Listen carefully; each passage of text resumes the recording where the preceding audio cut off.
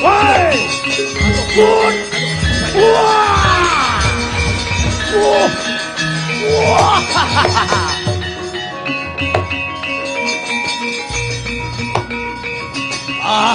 Abimanyu Mudar. Woi!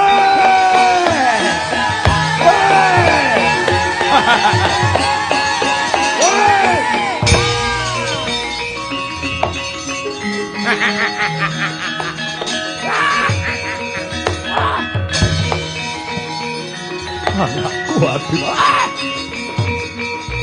Abimanyu.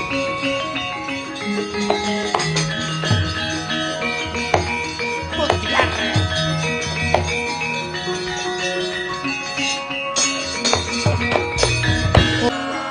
Lek nomor 4 jere gobongmu Janaka. Anakmu Abimanyu Mutiara. Gulune pedhot ndase kentil.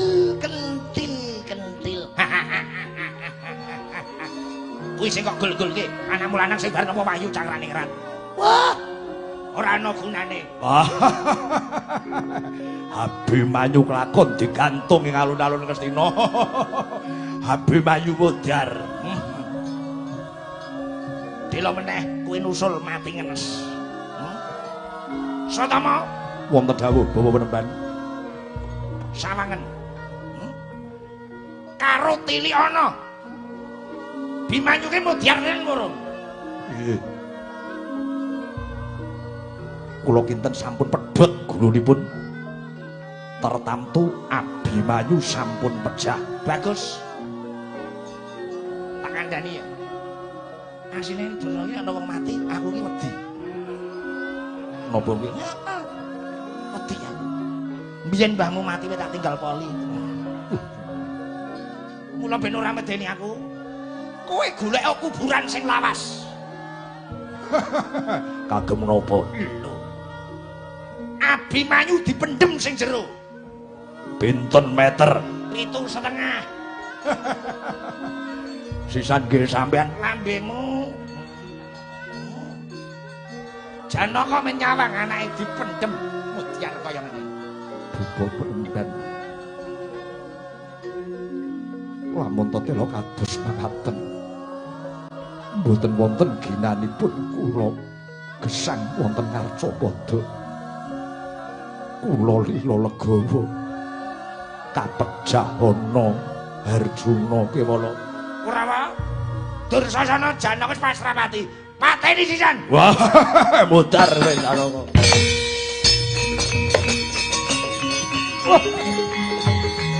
Wah! Wah! Wah!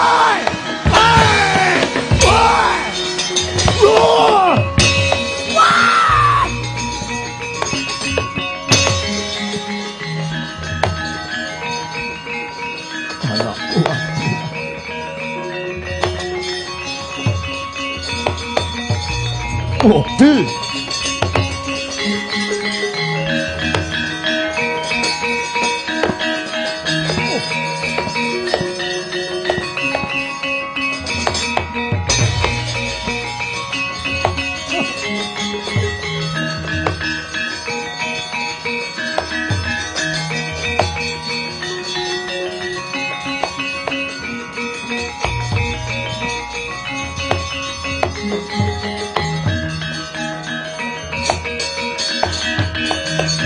Pak cilik Janaka, adikku Abimanyu kena apa iki? Lah kok digantung yang alun-alun Ngastina dosane apa?